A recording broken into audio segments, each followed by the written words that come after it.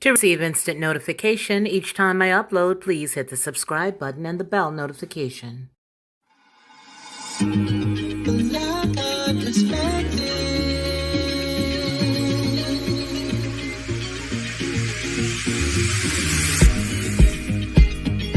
Helping you along the way.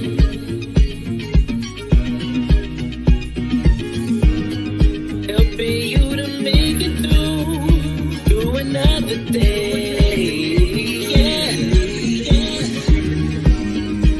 Everything you need to know that you never knew, that you need to know. Lockhart Perspective.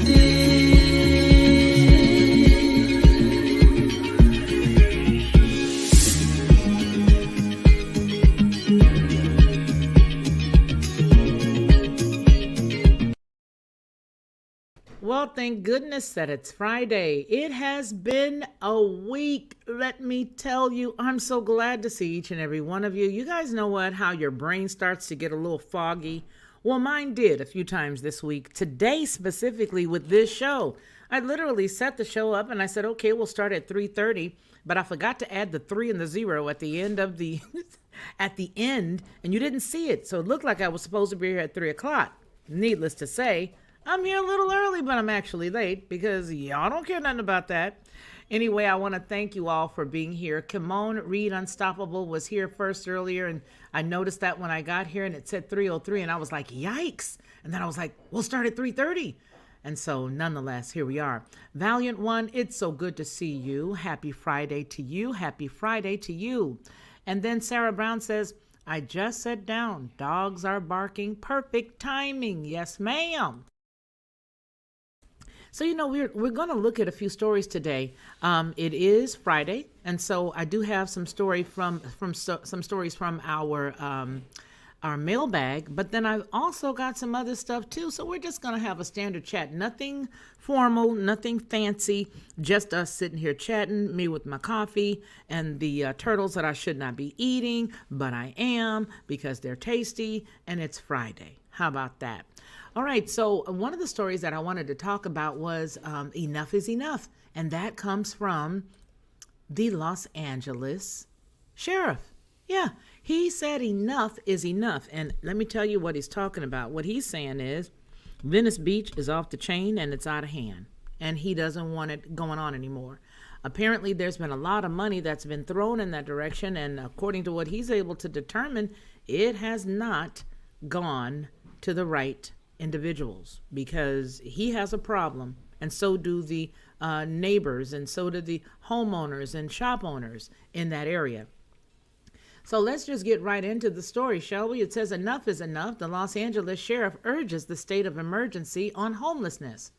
In an unusual move, the Los Angeles sheriff, Alex Villanueva, has sent a letter to the Board of Supervisors urging them to declare a local state of emergency and address the spiraling homelessness crisis in the county. Citing an increase in crime, lack of sanitation, and struggling businesses. He says, quote, we have been inundated with calls with concerns, with images from the news, from people picking up the phone, emailing, sending us letters about what's going on in Venice. Villanueva told reporters during a press conference inside the Justice Hall on June 23rd. So that was just a couple of days ago. He says, and that is a microcosm of what's going on around the entire county of Los Angeles. I guess what they had seen. So anyway, he goes on to say, this is the powerful phrase here, enough is enough. We need to kick this into high gear, he says. Now, there's an estimated 200 homeless people on the Venice Beach Boardwalk and 2,000 throughout the neighborhood, making it the second largest concentration of homeless people after Skid Row in downtown Los Angeles. The area has been getting primary attention recently from Villanueva and the sheriff's office from the Homeless Outreach and Services Team, which is called HOST. Excuse me, so that's what they call it. Homeless Outreach and Services Team is called HOST. It says that here, with the state of an emergency, the county will be eligible for FEMA funds since the county resources are limited, he says. With the homelessness, you have two choices if you're an elected official. You can get busy helping, or you can get busy hindering us. The choice is yours, he says. A few Venice community residents have been sounding the alarm for months, and they were also a part of the press conference. Chi Lun, a teacher and a member of the Venice Public Health and Safety Committee, told the Epoch Times, which is where we're gleaning our story from today, quote, there was a huge problem that was growing all around us, and that her children were becoming more and more enclosed. And that it wasn't just because of COVID. She says, I felt I needed to do something, not only for them, but for other children in the neighborhood, as I witnessed more people going inward within their safety and feeling like they just could not walk outside their front doors, she says. Now, she said that the Venice Beach Park was labeled by Council Member Mike Bonin, whose district includes Venice, as, quote, a place for kids during the COVID. Wow.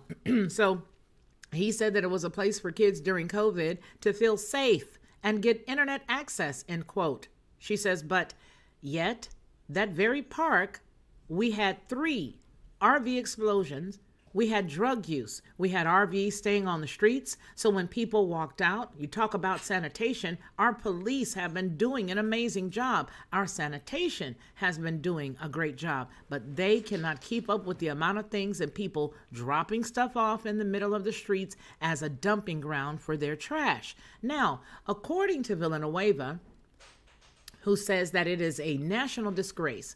All of the 501c3 organizations, if we're going to talk about money, he says, there's a homeless industrial complex and they're raking in money not by the millions, not by the hundreds of millions, but by the billions, he says. Villanueva shared the data equating over $2.8 million of the top earning employees compensated by the Venice Family Clinic revenue, a nonprofit organization that provides comprehensive health care services to low-income residents of Venice. Wow, that's a lot of money. Okay, so it goes on, but what actually gets out the actual service?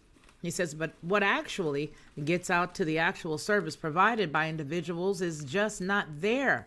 Villanueva slammed the state's housing first policy, a theory officials have adopted that building permanent and supportive housing units immediately will solve homelessness crisis. However, Measure HHH, which is a $1.2 billion bond obligation passed in 2016 by Angelino voters to build 10,000 supportive housing units, has only constructed a total of 3 buildings. That's right, just 3. And it's 2021 right now. That was for 2016.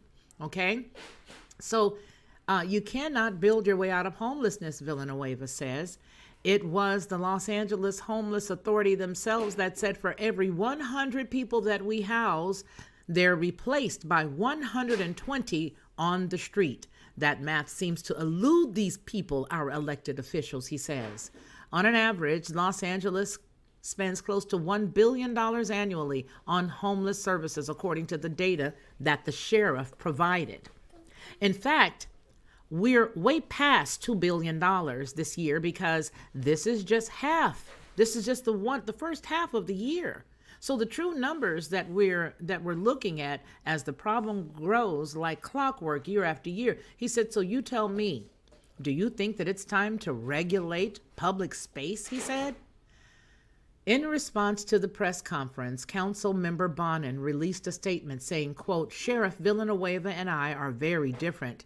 I believe in treating people humanely with dignity, whether they are housed or unhoused. This is really that whole, double speak stuff. This is that double speak stuff that makes you feel like, are you kidding me right now? You're going to actually talk to us about this when we have homeless people out here in the streets. You think we want to hear about this, come to Jesus moment type of talk, which is really what this guy's doing. And so he says that he and Villanueva both have 2 different concepts, is what he says. He says, Sheriff Villanueva and I are very different. I believe in treating people humanely with dignity, whether they are housed or unhoused. I believe everyone has a right to housing, food, and health care, and I applaud those who provide it. And I believe, and evidence shows, that the best, most effective, least expensive way to end homelessness is with housing, not handcuffs, end quote. Wow. Okay. So what we're going to do right now is we're going to take a look, because this story has some pretty deep parts to it, and I just want to get right here and let's just take a look at what's going on there, because I know, for those of us who don't stay there, and I used to live there, and I used to love Venice Beach. Let me just add a pencil, put a pencil here. I loved Venice Beach. I was raised in California. That was the place to just go hang out and, just go do our thing. And I loved it. So let's listen to a video. It's going to be NBC LA. So we give all the credit to them because the credit is theirs. All right. This is not my work, but we are using it to follow up with the story that we're doing now, just to sort of put some feet and legs together. All right, let me know if it's too hot out there, because I'm going to turn it around and come back on you all side. I can't hear it or see it from your side yet, but here we go. This is residents of Venice Beach demand LA move homeless off the streets. So this was produced and uploaded on April the 11th, 2021, and it can be found on NBC LA. Again, this is not my body of work, but we're using it specifically for content to match what we're talking about right now, okay? So let's just go right ahead and get into it. Bigger, larger. It's like living in a war zone. Why would you let somebody live like that? The number of homeless tents and encampments along the world-famous Venice boardwalk and nearby streets has been skyrocketing. And now residents are turning to our I-team to get something done. Good evening, everyone. I'm Colleen Williams. Chuck is off tonight. Many residents have been telling us they want the city of LA to clear the tents and to find housing for the homeless in Venice, like they did in Echo Park just last month. Our investigative reporter Joel Grover tried to get some answers from the politicians in charge, but it's a subject they don't want to talk about. Diners at the outdoor cafes on Venice Beach now have a clear view of what's become one of the city's biggest homeless encampments. It's here on the boardwalk and on nearby streets that our viewers have recorded assaults, tent fires, and just about every kind of violence targeting the housed and unhoused residents with increasing frequency. It's like living in a war zone. Christina is one of dozens of Venice residents It's heartbreaking. who've asked the I-team to shed a light The tents are getting bigger, larger. on this worsening humanitarian crisis. Why would you let somebody live like that? Much of the Venice boardwalk is now wall-to-wall tents, and so are many other blocks in this beachside neighborhood. Neighbors like Daniel Marshall say they're scared to walk around. I'm concerned to get off my bike, potentially step on a needle. This is a window that And others told us they no longer feel safe in their own homes. He was lunging at the window, saying he was going to kill me.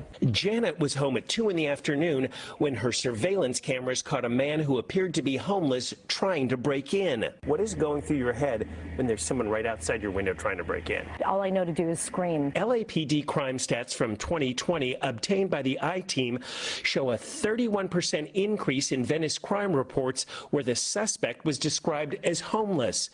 The unhoused were also increasingly the victims of crime, up 83% in the same time period.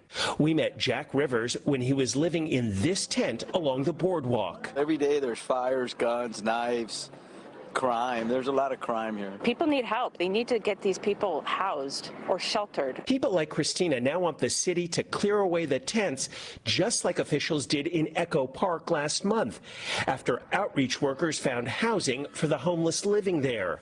Residents say they've been calling and emailing their councilman, Mike Bonin, about this matter with zero response. Multiple emails a week to the city councilman, the LAPD, and never once have we heard back from the city council at all. For a week, the I-team emailed Bonin's office almost every day asking for an interview, reminding him we're getting a lot of emails and calls from our viewers about the homelessness crisis.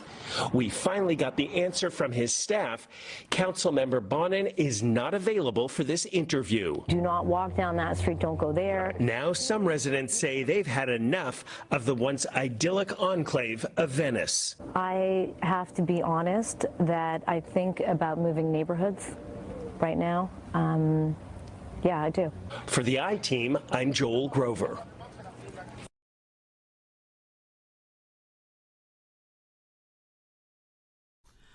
Wow. I mean, those are, what do you guys think about that? I mean, because, I think a lot of this stuff was done intentional, because usually money walks, and the people who have, homes and businesses that bring in money for the city and the state, those people usually have a lot to say. And I do know that in the Beverly Hills area, back in the day, even parts of Venice, Venice has always been an eclectic area. It's always been an area where you could find pretty much anything you wanted, anything you know what I mean? There was artsy, there was always art places, there were people doing bodybuilding, they made a few movies back in the day in that area. But one thing I've always known is that money has always spoke volumes. Generally, people who spend a lot of money on their houses can generally get some type of response from their city council. Businesses who bring in tax money and revenue for the city and the county can generally get somebody to pay attention. So when you turn the tables a little bit and you consider the fact that these folks, Mr. Bonin specifically, is not paying any attention to any of his constituents or any of the people in his community, it's got to tell you that there's something else going on. Now, I'm not one to throw out a whole bunch of stuff, but I will say Sister Girl can read between the lines. And because I can, I'm going to tell you, this seems like something's afoot. Something is really going on. So let's read a couple of the comments that we've got right here. Hello. And that comes from Kimon Unstoppable. Hey, hey, hey. She's saying, hey to you, Valiant One. Hi, Jody. Valiant One says, Miss Cat, I love you, sweetheart. How are you? Hello at the Lockhart Perspective. I just wanted to stop and say hi. Much love and many blessings, sister. Ditto to you, too. Ditto to you, too, love bug. Thank you. Let's see, what is this? Oh, wow. I just got that, Valiant One. California will all be fixed when Bruce... Oh, you a mess today. You know I can't say all of that, but I feel you. I feel you. You know me. We can see each other. I got you. And so that was a good one. So Valiant One, good afternoon. You got a hello from Ms. Cat. And Ms. Cat, Valiant One says, hey, y'all, saying, hey, you guys, I love it. Sarah Brown says the higher property values, the higher property taxes, most assuredly. And they pretty much know that people aren't going to go anywhere, right? They pretty much know that. So let me show you guys something else. Let me show you this. I want to show you this right here because my point is made by the prices that the homes are in that area. Read 'em and weep, baby. Read 'em and weep. Look at this. They don't care nothing about no money. They care about something else. It must be a greater good. There's something else that they must care about. So this is the Coldwell Banker Realty. We are only using this as an example. We do not own this website, not myself nor the channel or any of my people that are in the lovely chat here. But I'm going to tell you guys that this house is located here in Venice Beach, and it is $1,029,000. This one is $1,097,000. This one is 1220000, and this is all in Venice. 1245. I gotta say it like that. 000. Look at the prices of these places. Look at this. Look at the price. So these places are astronomical. Nah, you don't need my information because I ain't going back out there. But the price point is astronomical. And if you consider how much these people are paying for those houses, nobody seems to give a rip. Did you guys see the prices? Let me know. Put a 1 in the chat if you saw those prices. There's about 14 of us in here, including myself.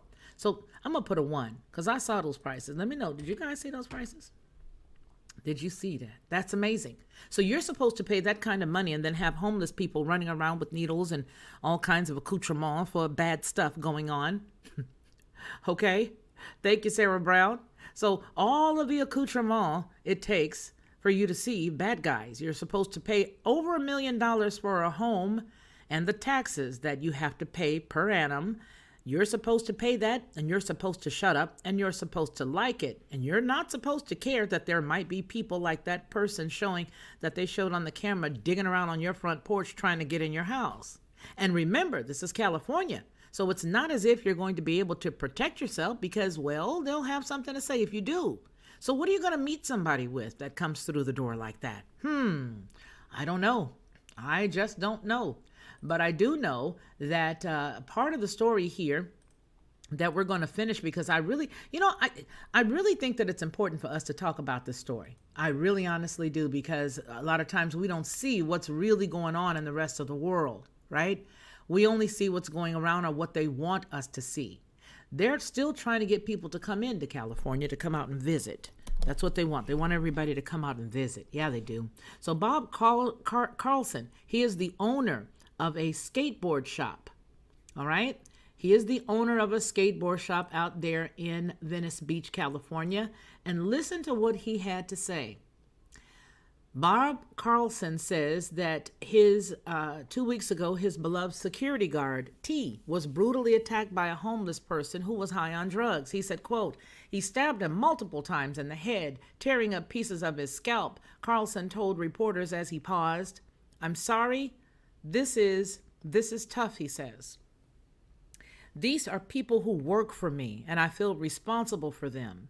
He tore open his wrist and sliced his finger to the bone and cut him in several other places across his arms and torso. Carlson, who lived in Venice Beach, who's lived there for the past 25 years, said that as a skateboarder, he had multiple interactions with the police officers in his life that were less than perfect.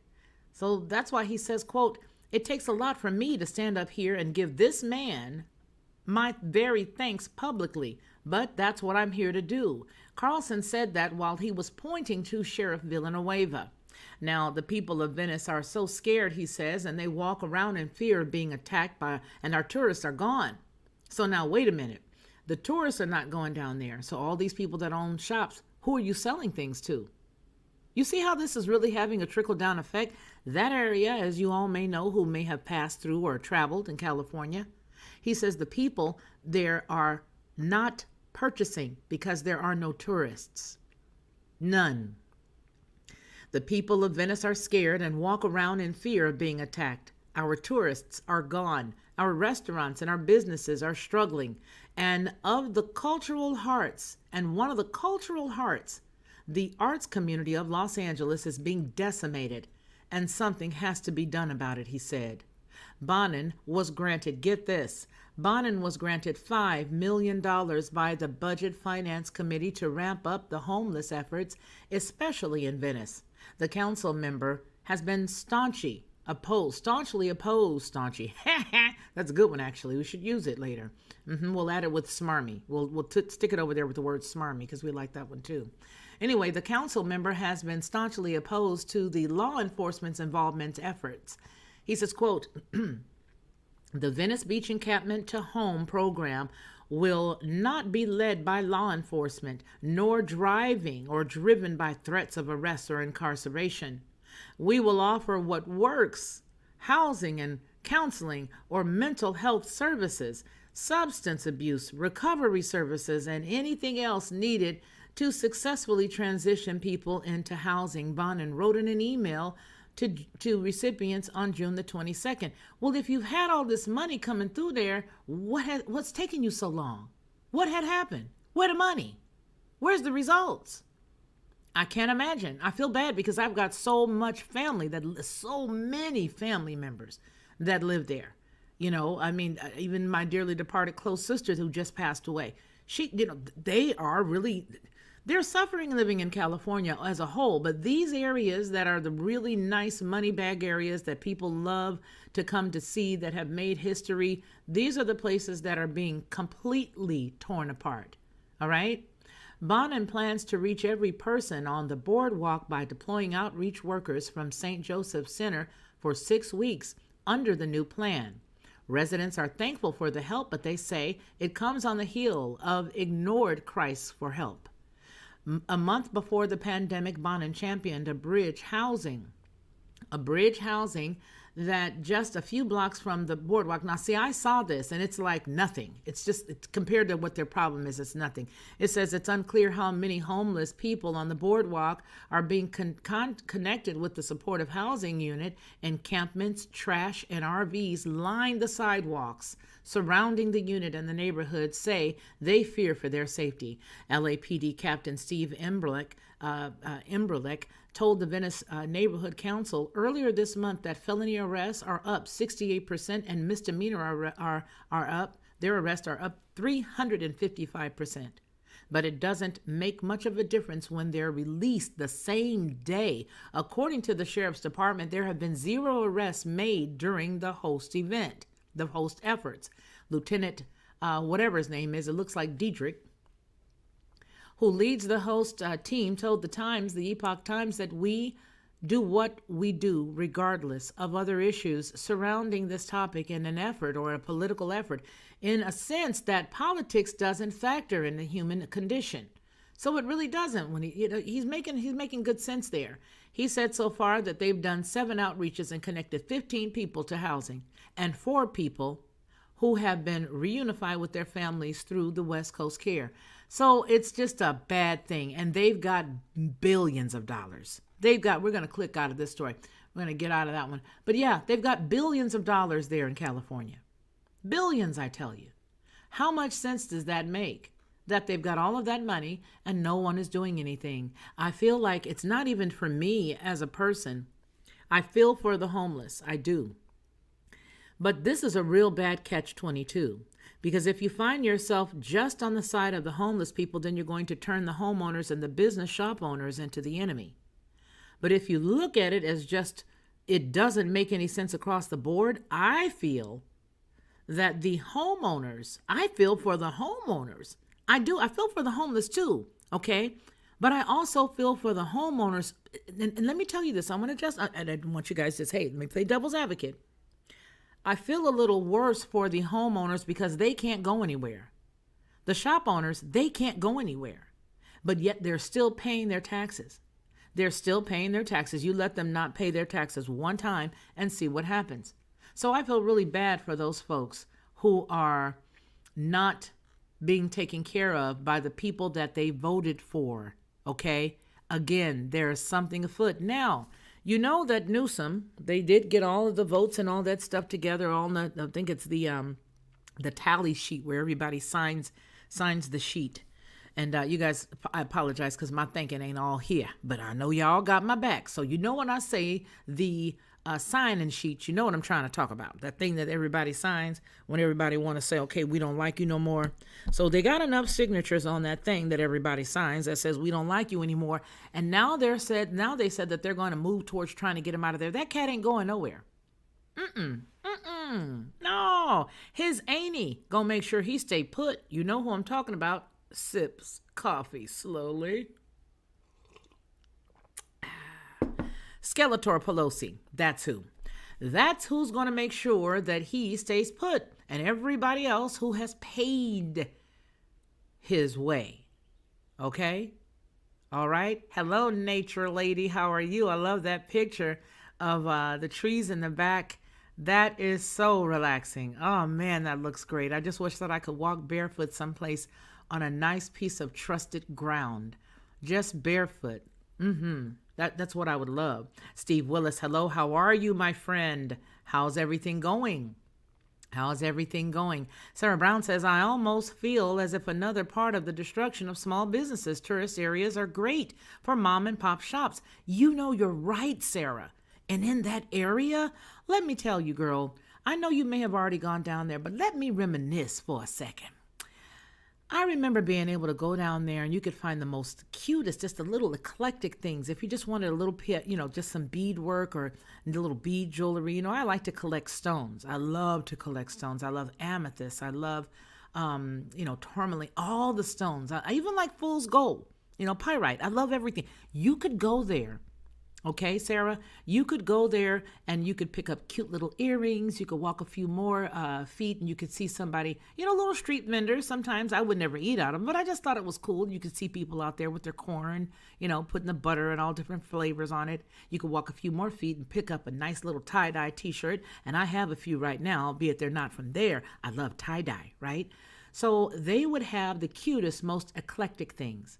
And then let's not forget all of the people who were made famous in that area. Now, there were a lot of people who did bodybuilding and things of that nature who later went on to do some pretty good things in in the movie industry, that was the place that a lot of people, Sarah, used to go to be discovered. They would lift the weights and all the women would walk around, the young girls. We'd Google and see, everybody, be googly eyed, and we'd see everybody. I remember several years ago, we met at the time, it was Magic Johnson. He and his friends were walking, two friends, and he were walking down the boardwalk, and my friend and I, we all just, hi, how are you? I wasn't so googly eyed, but I was like, hey, how you doing? And kept going. And I knew it was because a lot of women just really wanted to get at him. But it was only later that we found out that getting at that cat probably wasn't the cat to get at. I hope you caught that real fast. It was a little bit later that we realized that getting at that cat wasn't the cat to get at. That part. My point. Venice Beach is a beautiful cultural part of California. And just like many other areas, it has now been completely destroyed. But unfortunately, I don't see them being finished with it. I really don't. The next story that we are going to get, I'm going to give it to you guys in a second, but let me do a little hello. Hello to Steve Willis. Hello all, he says. Amy Sweet says, California is the biggest welfare state. You would be surprised how many in those houses receive assistance. They would have to, girl. They would have to, okay? They would have to. High Impact Flicks, I can't cry right now. I've been trying not to cry. But I want to tell you, I appreciate you, and I appreciate you even more for noticing my sister, okay? You say, I appreciate your tribute to Headlines with a Voice. Never heard of you till today. Just subbed to you and watched a couple of your videos. Love your outlook and your spirit. And I love yours as well. My sister spoke of you, Brian. She did. She loved your work.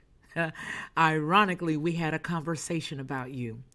And I was telling her, did you see how they're going after him, how they're bothering him? Did you see that? She goes, I know. I wish that I could get to him and tell him how to do X, Y, or Z. But she loved you and she spoke highly of you quite often. So I want to thank you very much for coming here and visiting with me today. I thank you even more for lifting my sister's name up and hailing her as you did, however it may have been, but I appreciate you. And thank you again for supporting the channel. It means a bundle. Thank you, thank you, thank you. If you guys don't know anything about High Impact Flicks, I've been following this channel when it dodges and moves. He sticks and moves, so you got to keep up with him. You know what I'm saying? Because if they're coming, he's moving, and he's going to get the information out to you one way or another. I love Brian of High Impact Flicks. You can also sub to his, there is a website where you can actually get notifications. That website will give you notifications if he does anything. I also follow him on a few other alternative, I want to say platforms that you can't mention, because one thing I know is that you can't mention them. They sort of bug you about that. But what I will tell you is if you Google him, you will find it. Go to his channel. Go. If you haven't already gone, go to his channel if you're not already subbed, and go subscribe to High Impact Flicks if you want to hear unabashed. I mean, he's like Bettina is.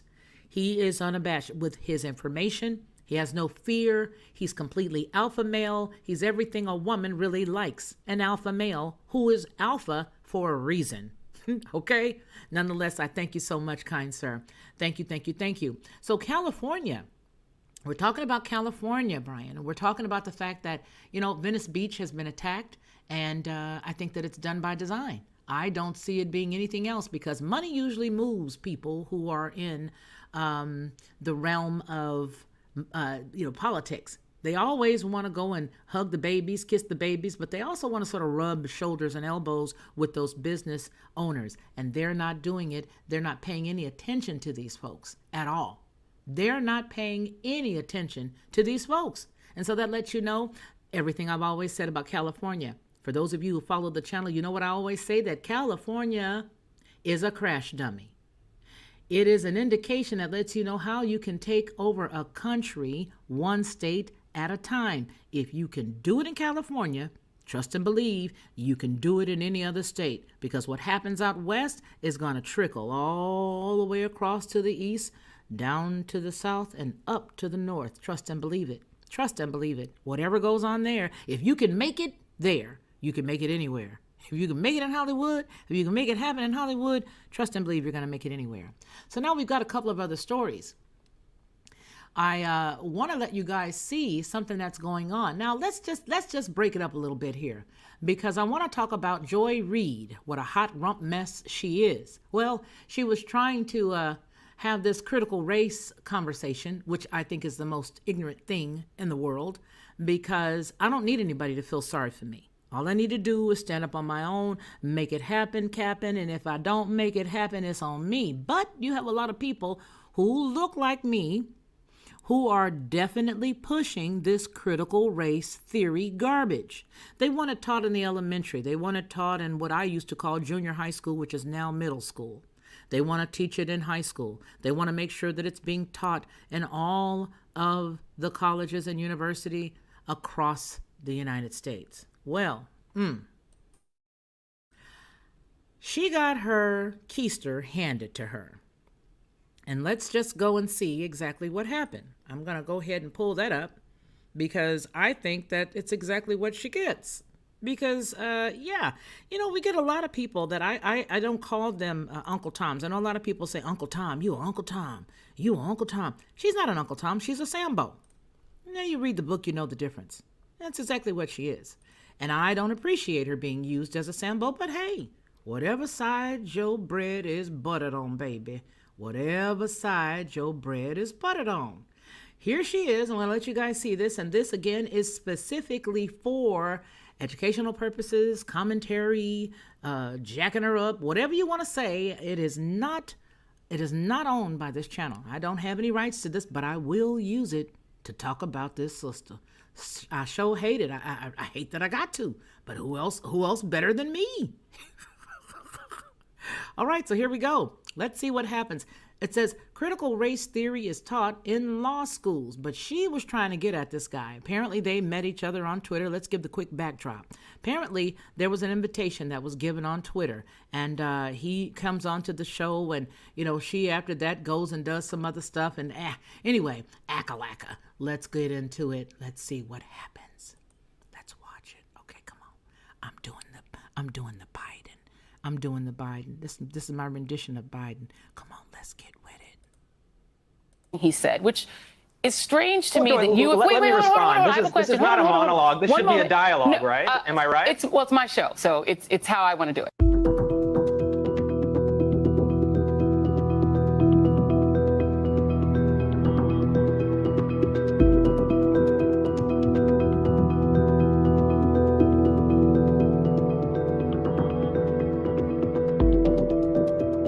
Give an S about this stuff. You're really just having a campaign to take everything that annoys white Americans and white conservatives. No, that's not right. You want to make a campaign and stuff everything in there. You played my highlight reel. Give me a chance to respond. And you want to stuff it all into critical race theory.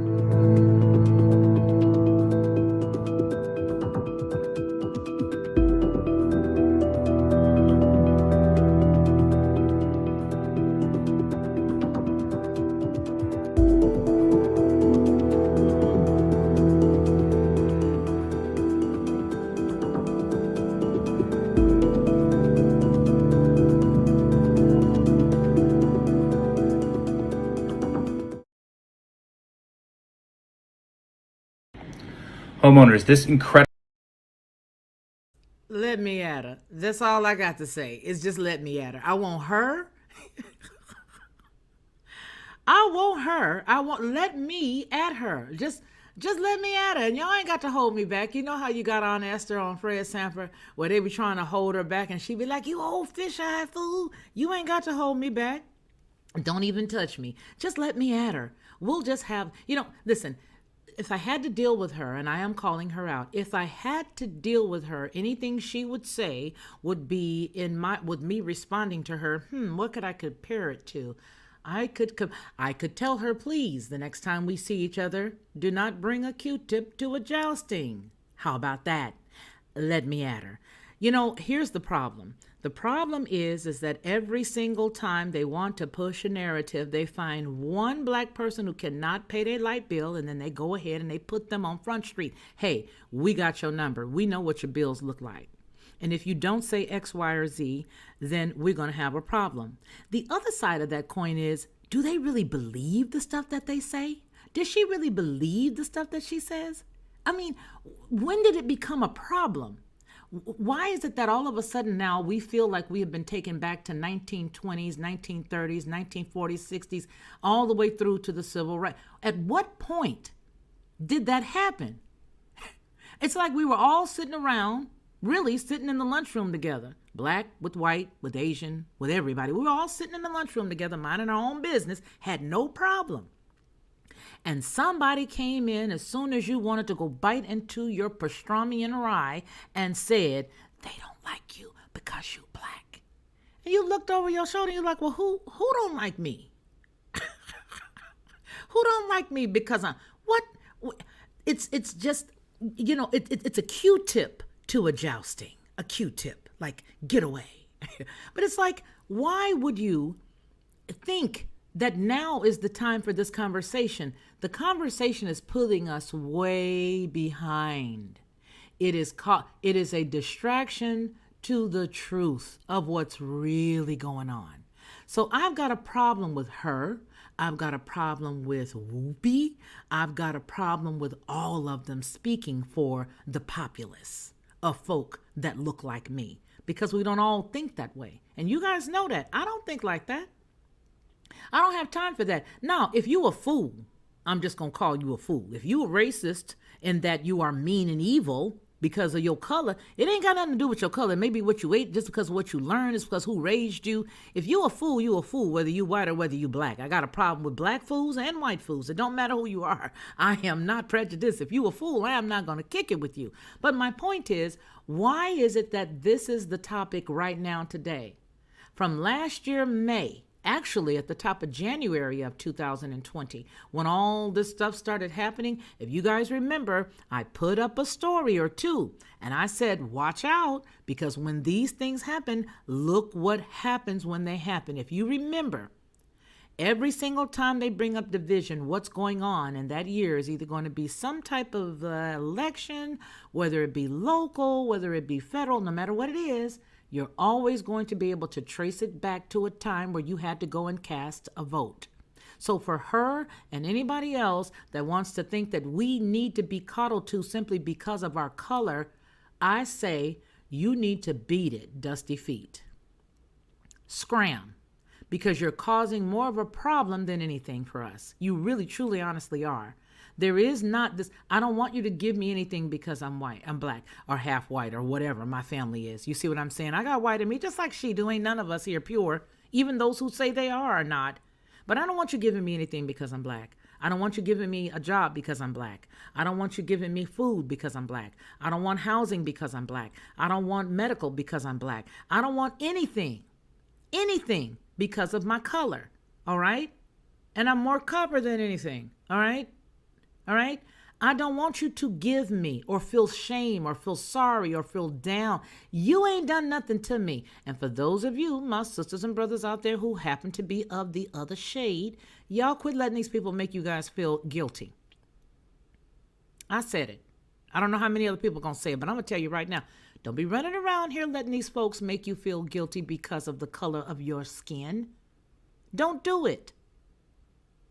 Don't do it. Okay? Don't do it. So that's my rant for the day as it relates to Lady Reid. Yeah, with all of that hair in her head. It didn't grow out like that, soul sister, but that's all good. All right. And I ain't talking about, I'm telling you what the truth is. So people got a problem with that. You just got a problem with truth. God bless you, baby. God bless you. God bless you. All right. Steve Willis says, been listening to Brian for a couple of years now. He is a real truth teller. That's right. He is. And he says hello to you and thank you. And yep, hot rump mess. That's what it is. Mama Ree says hello all. Amy Sweet. Yes, common knowledge. Yes, some of the things I can't say, but I will definitely read it, and it's on the screen for those of you who can. Yes, ma'am. I lived in San Diego, Ocean Beach, tried to block Walmart or Target. that would have, yes, that would have blocked. But you know, the problem that with the mom and pop shops, it does, and they generally do. Isn't it ironic that they were essential? Walmart was essential, and all these other stores were essential. But the little store down the street that you would always go get your quart of milk if you needed it, or your pack of cigarettes if you needed it, or your pop if you needed it, or your bottle of water if you needed it down the street, that place couldn't stay open, yet they were the ones that were supplying you little things as you would run back and forth, right? Maybe you didn't go to 7-Eleven. Maybe you didn't go to the Quick Trip if you were, in certain parts of Georgia or North Carolina or whatnot. Perhaps you didn't do that. But you would go to the store down the street. Well, they were non-essential. And here's the funny thing. I want to say this when we talk about non-essential, and I want to say it right quick. Isn't it ironic that the places that they said that were non-essential during last year, such as the barbershops in our community, the black barbershops, all barbershops, and I'm going somewhere, so follow me. All the black barbershops and all the black beauty parlors and nail parlors, right? They said they were non-essential, and now who are they going to with this big ad campaign saying go into the beauty parlor and get your candy bar? I was a salon owner. I owned 3 or 4 salons, and I say 4 because the small one was one mini one. They were all in Georgia. That's the only way that I was able to eat. So if I were still in Georgia last year and you shut me down, and then you come to me this year and tell me you need a favor from me, you want me to cajole people who look like me to get a candy bar simply because you want to reach out to them. You truly and honestly think I'm that easy? They really think we that stupid. They do. They do. They think we're that stupid. Hesitancy. There's no hesitancy on my part. I just don't trust you because I can read and I know what's in it. And I know what's in it, Bennett, and I don't want it in me. Keep it moving. Now all of a sudden we're essential. Now all of a sudden the black barber shops and the beauty. I'm helping a friend with an event that she's having at the end of August, and it's in Georgia. She wanted some beauty parlors that she could send some of the people who come to her convention to stop maybe get their weave tightened up, or maybe get, because we use thread with that. Get the weave tightened up, or maybe get their ends trimmed or beard trimmed. She wanted to hook up. Do you know that I called some of the old salons that I knew in Georgia. A lot of those places have closed down. Businesses that were there for 20 years, or the man or the woman that was doing the barbering or the beauty shop, where they were using that as their main source of income, didn't have another job. All they did was hair follicles all day. Those places have closed down. Now you're trying to find whatever's left in the ruins of the businesses that you destroyed to ask them to assist them in killing off their brothers and sisters. Okay, switching reels now, said too much. Let's go. Amy Sweet, most of California is yes, it is. All of the ground. That's the reason why you saw a whole bunch of buildings burnt up and all the trees around them a few years ago. Yep. Mama Ray, the whispering is a sales tactic gone wrong. Been in sales for over 20 years. Lowering your voice to almost a whisper is used to drive home the point of the sales pitch. He had a bad delivery. Yes, I know, Mr. Biden. He sounds sort of creepy. It was like, yikes, get away. And you know what the funny thing is I put up a video showing how creepy he was to our community. And I asked the black folks, I said, why? Why would you? They did it anyway. It doesn't matter. R. Jones says, I want to watch you confront her. Yeah, just let me at her. Let me do a little research on her background and find out where she come from, who her mama name is, where they come from. The true stuff, though. I got to go back to high school and find some people who used to hang out with her to find out a little bit more about her. Why are you so purchasable, Miss Reid? What makes you a purchasable person? That's what I'd want to ask her. Danielle Grant said, I don't believe that they do. Look at the smirk on her face. No, she doesn't have any. She doesn't care. Yep, she doesn't care. Hey, Vern's Junk Closet. Hey, Queen. Here listening but driving. Well, I've been looking at your channel lately, sister, and you've been doing a good thing. It's good to see you.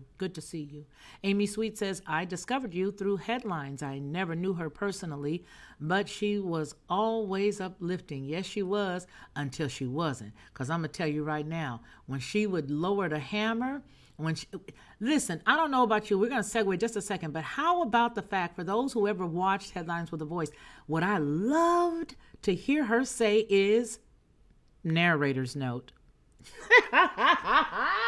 When my sister would say narrator's note. I'm like, you better go ahead and get them, girl. Go get them. Go get them. Yep. And I love that part. I love when she said that. Mama Ray says, amen. Danielle Grant says, amen to that. And Mars Fool's Gold, how you doing? Aunt Esther didn't play. No, she did not at all. Aunt Esther did not play. She called him a fish-eye fool. That's right. That's right. That's how she came with it. Yep. Hello, Aaron Jacob. Shalom. How are you? It's so good to see you. I love when you put the Lockhart. I think I'm going to make me some t-shirts that have a lock and a heart just for the family, not to sell. But I like that. Whenever you do that and you come by, Aaron, it's good to see you. Good to see you. Shalom. Shalom all. Amy Sweet says, have you ever heard of Pastor Stephen Darby? He passed, but he was truly anointed. You know what? I probably have seen his face, but I'm not familiar with him by his name. And maybe if I pull him up and see his face, I might know who he is. I'll check him out. Thank you for that, Amy. I boycott all box stores and corporations as much as possible. Mama Ray says that, maybe something to that, you guys. Not hesitancy, flat out refusal on my part. Mine as well. Speak it, sis. Thank you, sister. I found comfort in your tribute to Headlines with a Voice. Thank you so much. I appreciate that, and thank you. Thank you, thank you. Mars Fool's Gold says, Amy Sweet, I could never imagine a Wally World on Newport Avenue. Hey,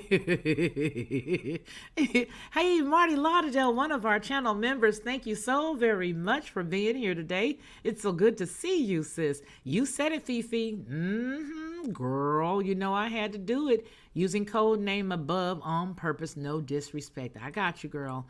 I got you. Daniel says, or Danielle, is it Daniel? It's Daniel. Daniel says, hey, Marty Lauderdale. Mama Ray says, yes. And then, yep, good to see you, she says. I love reading all you guys' comments. You know I'm nosy. When I got to get down here, I got to get in here because we got to get on to the next story. But I just love interacting with y'all and seeing what y'all saying to each other. It makes the day go by so much better. Don't make me pull over.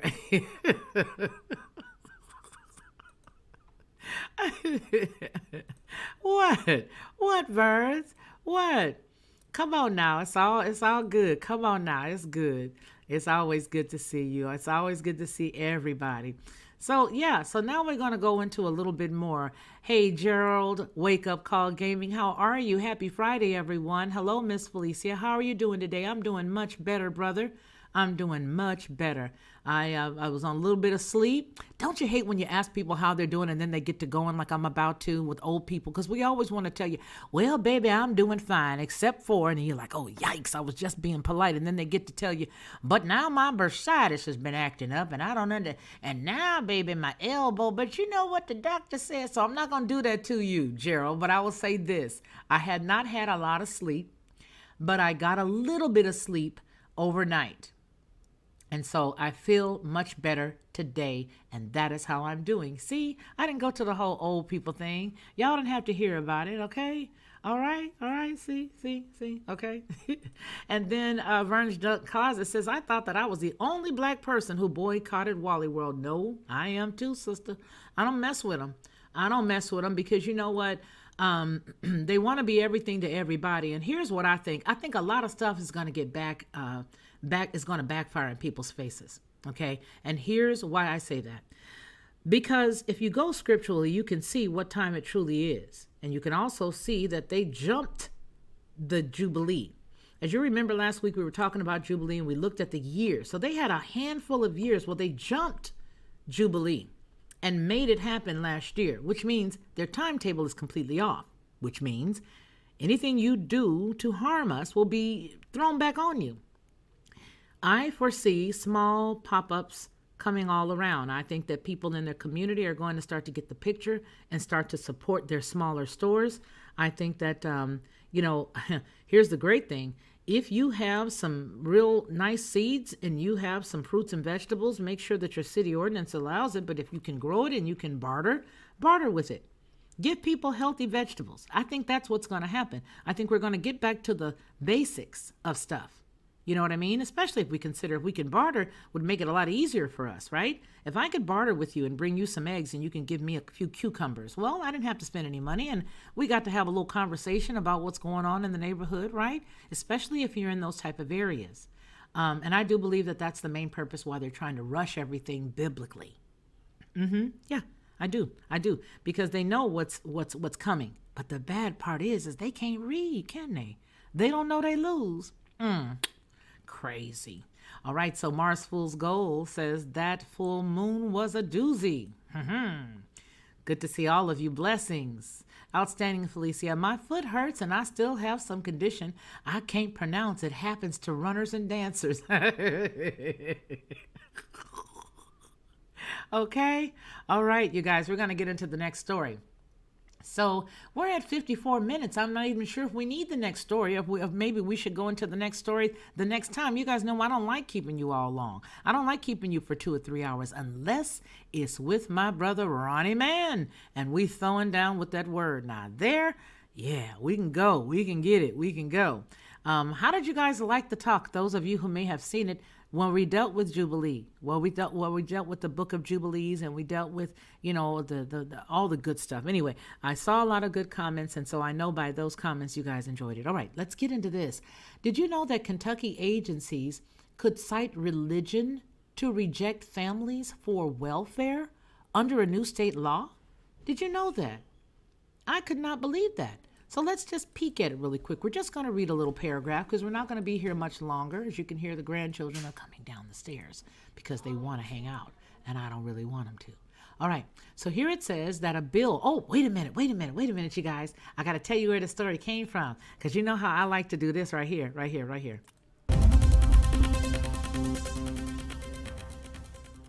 This story came from our viewers' news bag. Yes, it did.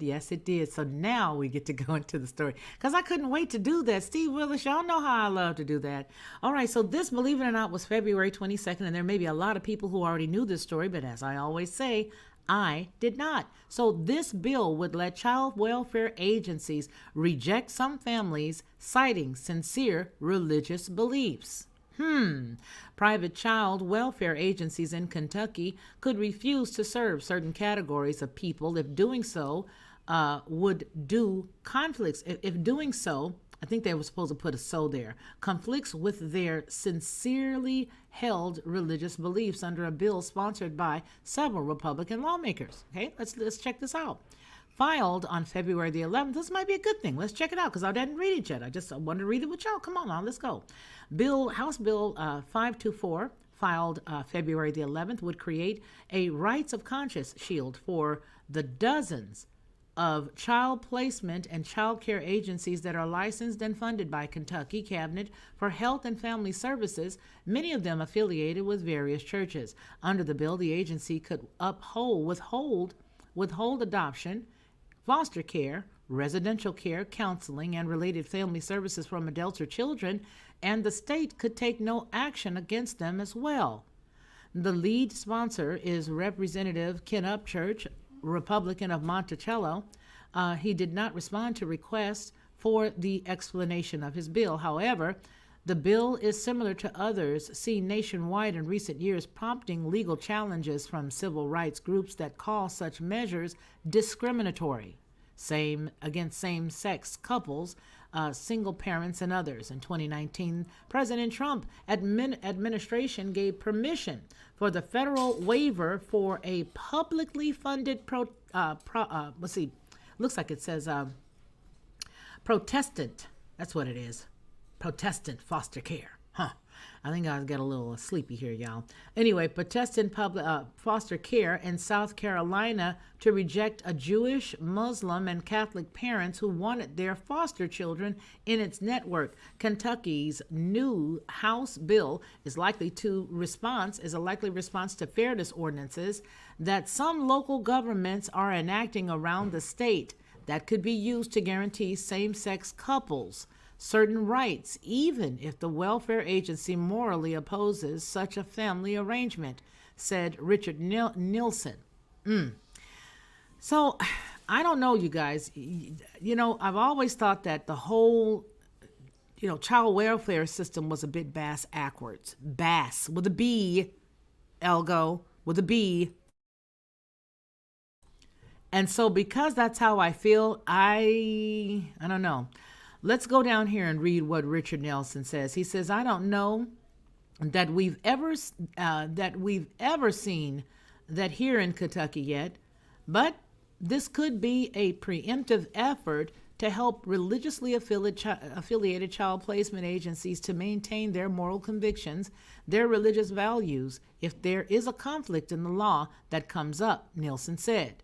There are roughly 9,100 Kentucky children in some form of state or licensed out or in home care, such as foster or residential facility. On an average, they spend nearly 1/3 of their lives in out-of-home care. That's sad.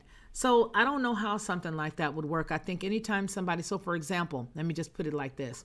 For example, if somebody was to have their child taken away from them and then they were placed in another type of home, say for example, and I am going off the rails with this one, say for example, the child was placed with somebody that did not agree with the family structure that they had at home, even though the family structure at home may have been bad. I don't think that a lot of those times where people actually get up to have an argument is going to last, especially if they're dealing with the religious beliefs. I don't think they'll be protected. I really don't, because I don't see any court anymore having any moral fortitude. I have very little confidence in them. Very little confidence in them. I do. So I don't know how something like that would work. I think that it would be challenged at best. And I just feel like that. You know, I think that once you get a birth certificate on a child, it's almost like you wish you could just stand up against a tree, push the baby out, cut the umbilical cord, wash it up, and just leave it and take it on its own. Because as soon as you have a baby in a hospital, it seems to me, and I could be wrong, and you guys correct me if I am, but it seems to me that as soon as they touch your baby is not your baby no more. Let that sink in. Because they always want to say that they want to do things for the best interest of the children, but yet the same people that say that are now allowing 12-year-olds without their parents' consent to put something that is questionable in their body. And then the part that bothers me about that piece is it's not even approved as yet, not fully. And the 12-year-old can go to school and decide that they want to do that.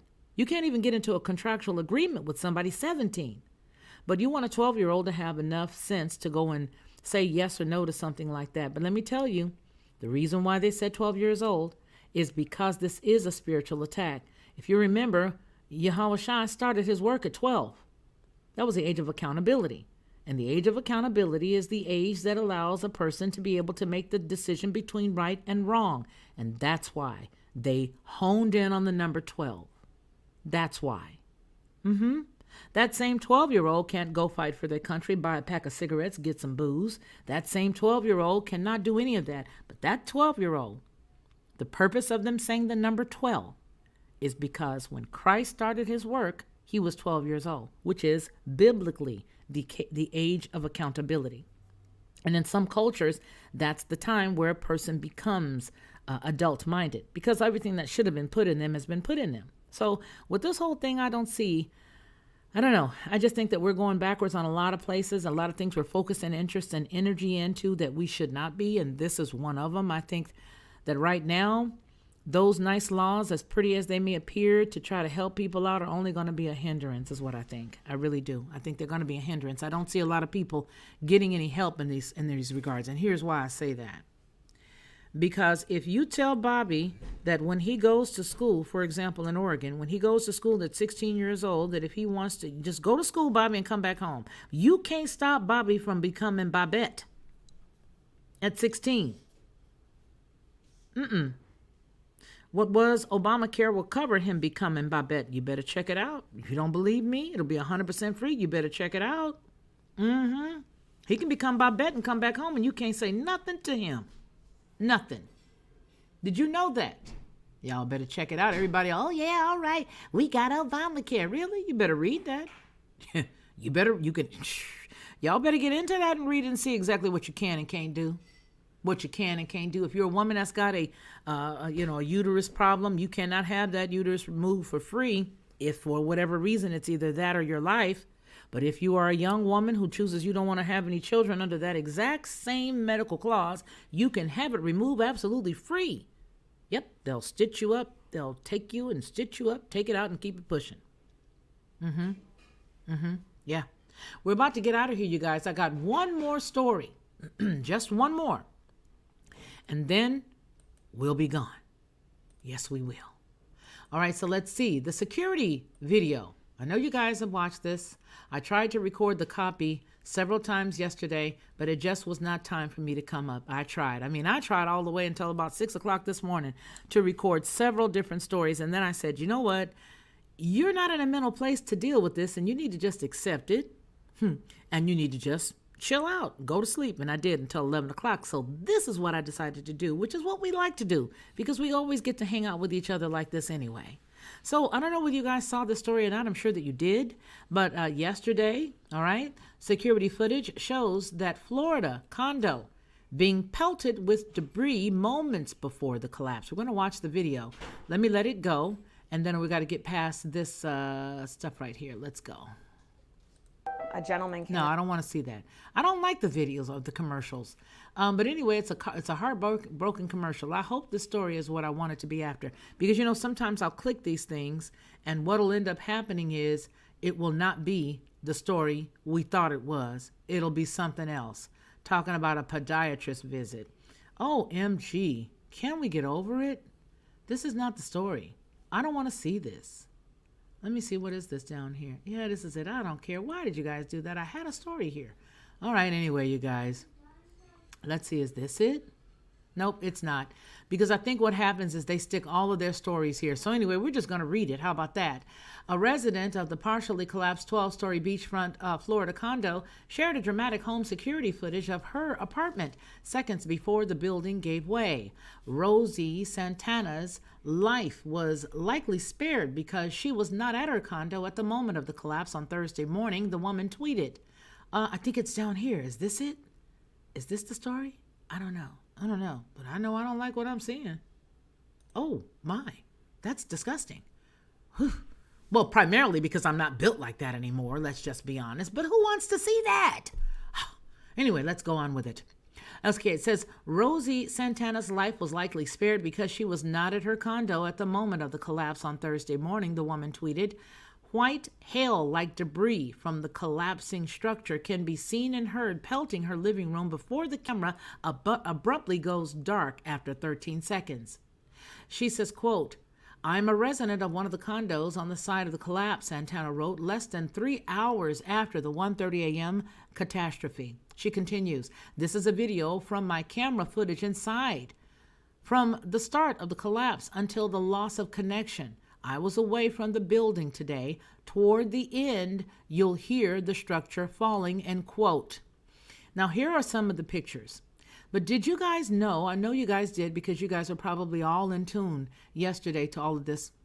As I read it, I know that there was the guy from Paraguay. Paraguay. His family, his wife's sister and her brother, her husband, the wife's sister and her husband and their 2 children were there to get their vaccinations, they said, in Florida. And it was also the husband's birthday. And they are, I'm not sure if they have been recovered or not, or if they were even there. I don't know because I haven't looked today. But as of yesterday, they were there and they couldn't be found, as well as a very famous plastic surgeon was in there. So I don't know if anything changed. But this is the rubble. And, you know, I did look at some of the stuff, and it looked as if there was some stuff that was flashing. It didn't just look like, debris. It looked like bright lights is what it looked like to me. Yeah, it's exactly what it looked like to me. It looked like bright lights. But then again, you know, I'm not a structural engineer. That would be something my daddy did, so I wouldn't know about that. But in any case, you guys, it's been great getting caught up with you all, spending this Friday afternoon with you guys. You guys are the best. I love you. You all have been very supportive to Bettina and her family. I want to thank every single person who made any good and positive comment about Bettina and her family for the last couple of days. And anybody who said anything raunchy, I apologize, boo-boo. But if you did and you don't see your comment, it's because I, not the AI, removed it. Okay? Yeah, it was me. So in any case, I digress, and I just want to say, you guys have a great, great, great weekend. You know what? I think I have to get in touch with Ronnie, but I think this weekend we're going to have a pretty good Saturday Night is Live. We'll see. We'll check. Steve Willis says the Jubilee talk was excellent. I'm so glad you. I'm glad you enjoyed it. Yes, the button. Yes, the button, baby, the button. Oh, that a button. Hit me. Okay, anyway, I digress. You guys know I'd be tripping. All right, so Marty Lauderdale says, I know it's much darker. Yes. Okay. I'm going to just let these all play out as soon as we say goodbye. You guys will see it. Did you know that parents have no right to children's medical records? Wow, a doctor can convince a child of medical treatment or surgery without the parent's consent, and you still want me to feed him? You still want me to clothe him? You still want me to follow y'all's laws? You see, that's the reason why we've got to follow the law of Yah. That's the reason why. Because we're not of this world system. Don't get me to preaching right now, but we're not of this system. This is not our system. We have to unhitch ourselves from it. Okay, y'all, I gotta go. I love you guys, and remember what we always say here on this channel, that man shall not live by bread alone, but by every word that proceeds out of the mouth of the Most High Yah. You guys take care of one another. Take care of yourselves. To receive instant notification each time I upload, please hit the subscribe button and the bell notification.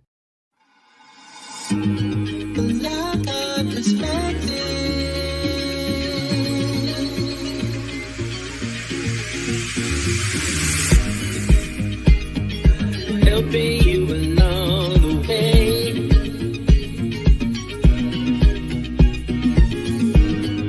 Helping you to make it through another day.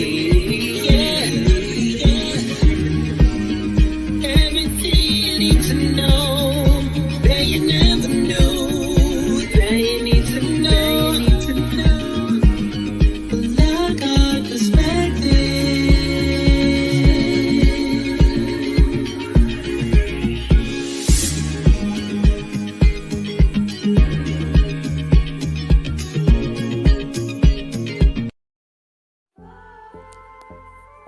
I've always been a unique person, you know what I mean? Sort of laid back in a way, but very adamant and very passionate about what I believe. I think a lot of times that sort of throws people off because they don't expect me to have the mindset or the process of thought that I do. And so when you come in to watch my channel, you may hear a myriad of thoughts and ideas that could be different from others. What I want you to do is just sit back, like, share, and subscribe.